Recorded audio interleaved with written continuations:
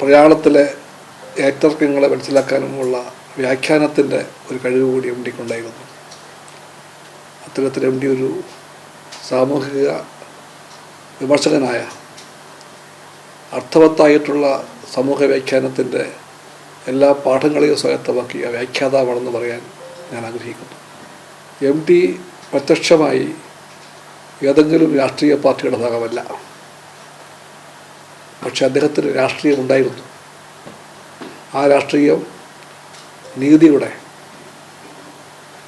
സാമൂഹിക നീതിയുടെ, വ്യക്തിനീതിയുടെ, ജീവിതനീതിയുടെ എല്ലാ രാഷ്ട്രീയമായിരുന്നു.